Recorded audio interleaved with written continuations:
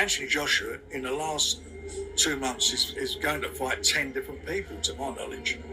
And he keeps banging on about the same fight because it's getting diminished what's going on over there, which is making this fight between Conor Benn and Eubank again. And, who cares, who knows? Conor, go and get yourself clean and go and get on with your life and get your business done. Only by getting clean, go before the board and deal with it. Why haven't they dealt with it? You want to fight, the solution to fighting is to go and have the hearing. And there's no problem. Why wouldn't you have the hearing? You say Ngannou should fight the next 6 months. Joshua doesn't have a fight. Eddie said that they're calling him out. Who do you think wins that fight? Who do I think wins that? I don't know, really. Who do you think wins it? Oh, come on. I gotta get... Do you think he's much in it? Listen, Do you think he would have a chance against Joshua? Ngannou. Yeah.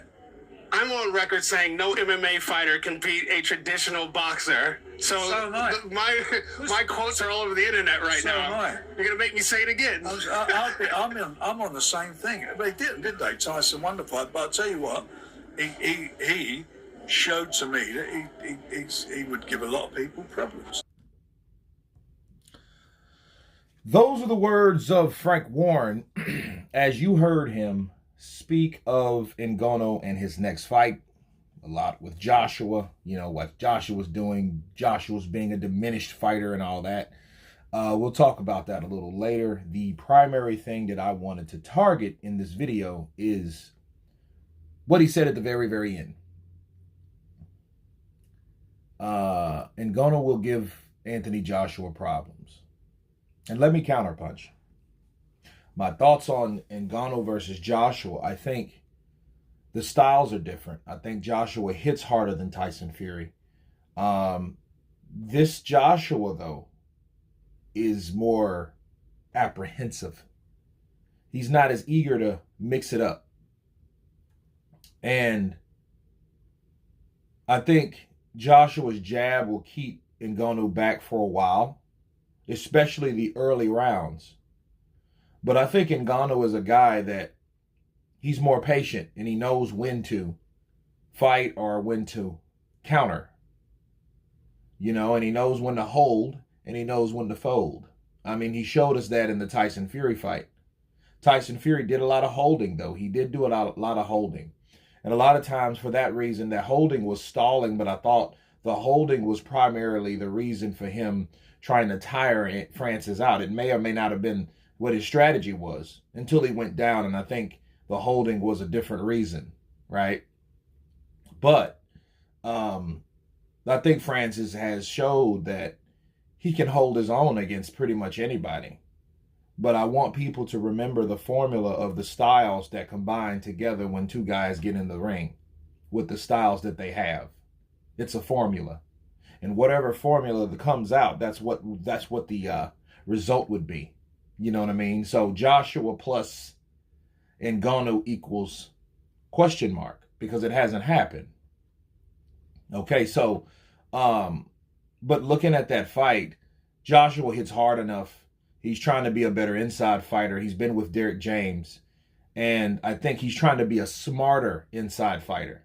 A lot of people ask, well, why is he with James? Because I think he's seen guys like Jermell Charlo, Errol Spence, and how they were good working the inside, which I don't think nothing was wrong with Joshua's inside game before. I think he questions himself because of that damn Andy Ruiz fight.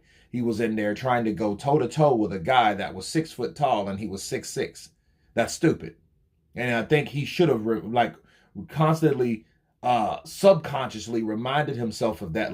That was crazy. I'm inside to mid-range fighting a guy that's 6 foot tall, maybe even 5'11". I don't think Andy Ruiz is that tall. I don't think he's that tall.